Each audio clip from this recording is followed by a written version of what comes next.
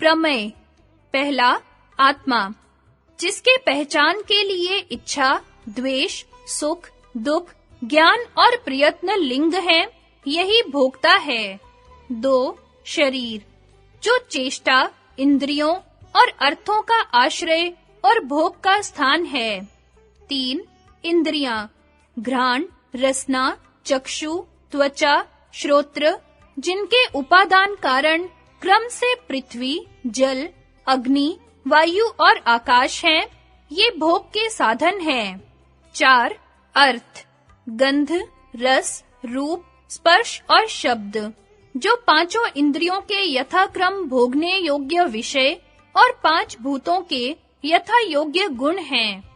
5 बुद्धि, ज्ञान, उपलब्धि, ये तीनों पर्याय शब्द हैं। अर्थों का भोगना अर्थात अनुभव करना बुद्धि है। 6 मन, जिसका लिंग एक से अधिक ज्ञानेंद्रियों से एक समय में ज्ञान न होना है, जो सारी इंद्रियों का सहायक और सुख दुख आदि का अनुभव कराने वाला है। 7 प्रवृत्ति, मन, वाणी और शरीर से कार्य का आरंभ होना प्रवृत्ति है। 8 दोष, प्रवृत्त करना जिनका लक्षण है, वे राग, द्वेष और मोह 3 दोष हैं। 9 प्रेत भाव, पुनर्जन्म अर्थात सूक्ष्म शरीर का एक स्थूल शरीर छोड़कर दूसरा धारण करना प्रेत भाव है। 10 फल, प्रवृत्ति और दोष से जो अर्थ उत्पन्न हो उसे फल कहते हैं। फल 2 प्रकार का होता है, मुख्य और गौण।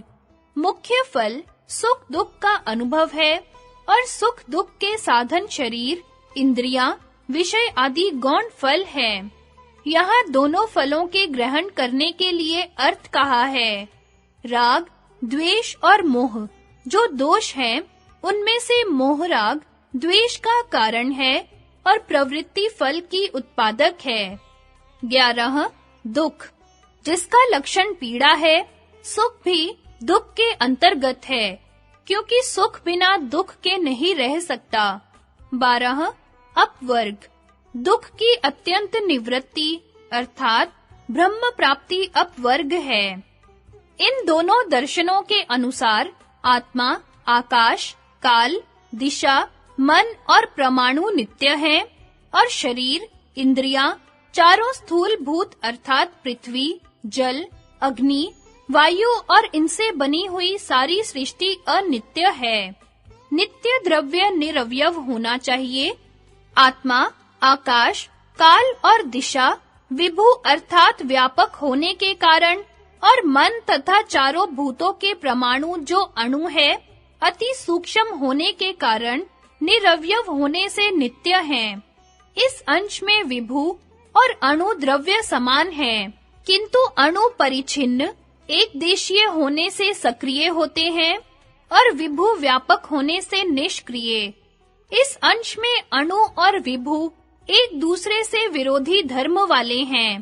पृथ्वी, जल, अग्नि, वायु, शरीर, इंद्रियां तथा भूमंडल आदि समस्त मूर्तिमान पदार्थ अवयव वाले, सक्रिय और अनित्य हैं।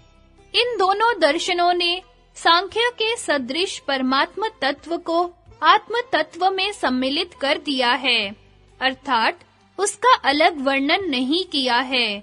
इससे यह सिद्ध नहीं होता है कि इन्होंने उसके अस्तित्व को अस्वीकार किया है।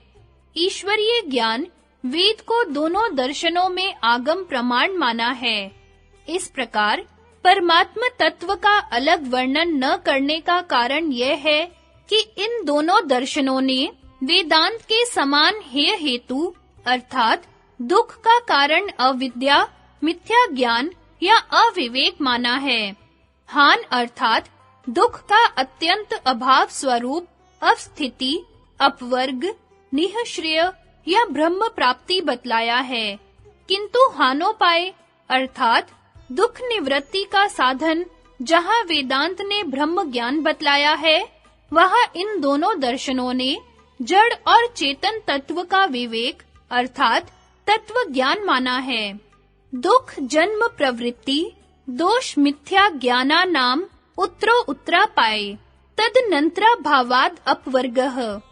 16 पदार्थों के तत्व ज्ञान से मिथ्या ज्ञान अर्थात अविद्या का नाश होता है। मिथ्या ज्ञान के नाश से दोषों का नाश होता है। दोषों के नाश से प्रवृत्ति का नाश होता है। प्रवृत्ति के नाश से जन्म का न मिलना और जन्म के न मिलने से सब दुखों का अभाव होता है।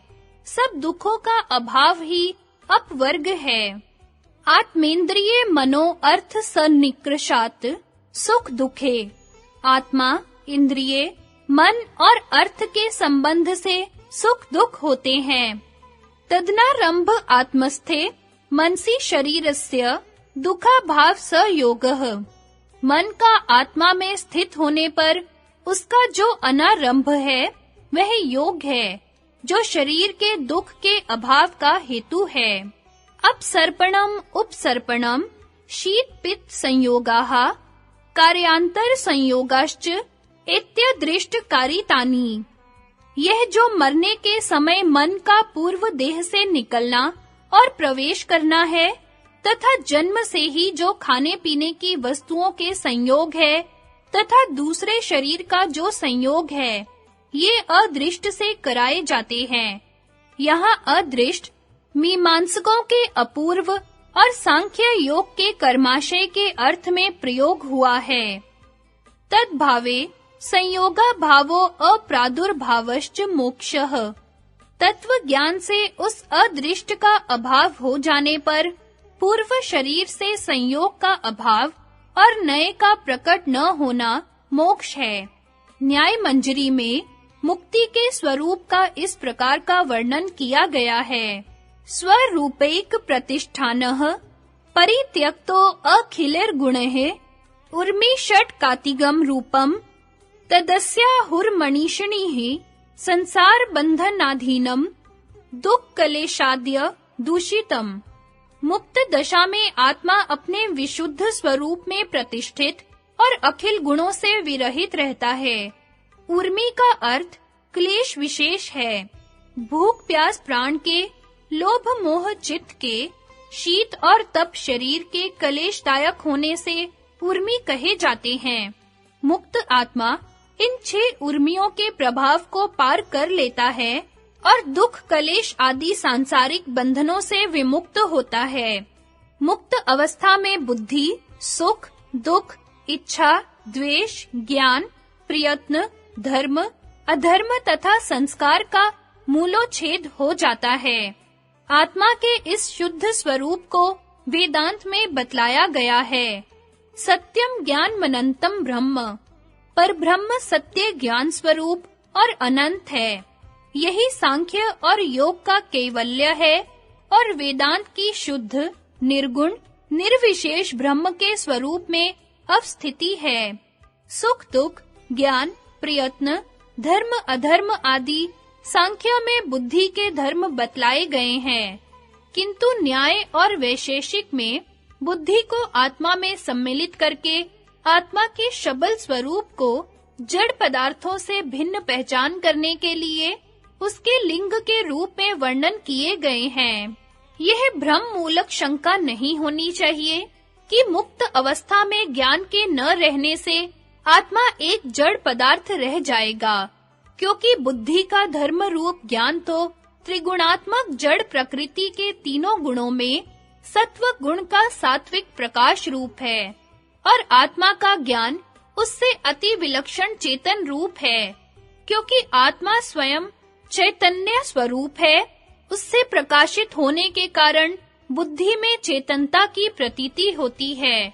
मुक्त अवस्था में दुख सुख दोनों का अभाव होता है, क्योंकि वास्तव में तो दुख निवृत्ति का ही नाम सुख है। सुख के साथ राग लगा रहता है और वह बंधन का कारण है, तथा परिणाम ताप संस्कार दुखेर गुण वृत्ति विरोधाच दुखमेव सर्वम विवेकिन। क्योंकि परिणाम दुख, ताप दुख और संस्कार दुख बना रहता है और गुणों के स्वभाव में भी विरोध है, इसलिए विवेकी पुरुष के लिए सब कुछ दुख ही है। त्रिगुणात्मक प्रकृति के रजस में दुख है और सत्व में सुख है। इसलिए सुख के बने रहने में गुणातीत अवस्था नहीं रह सकती। सुख विषय और विषय भोक्ता दोनों की अपेक्षा रखता है। इस कारण मुक्त अवस्था में सुख के मानने से निर्विशेष, निर्गुण, शुद्ध अद्वैत की सिद्धि न हो सकेगी। उपनिषदों में जहाँ ब्रह्म के साथ आनंद का शब्द आया है, वह ज्ञान के अर्थ में है, अथवा वे श्रुतियां शबल ब्रह्म अर्थात अपर ब्रह्म की सूचक है, और वह मुक्ति की अवस्था शबल ब्रह्म की प्राप्ति है, जो पुनरावर्तनी है और ब्रह्मलोक तक सूक्ष्म लोकों के आनंद को भोगना है, और जो सांख्य और योग के अनुसार संप्रज्ञात समाधि का अंतिम ध्येय है। इसलिए कैवल्य रूप और पुनरावर्तनी रूप दो प्रकार की मुक्ति है। जो जिसको अभिमत हो वह उसकी इच्छा करे और उसकी प्राप्ति के लिए यत्न करे।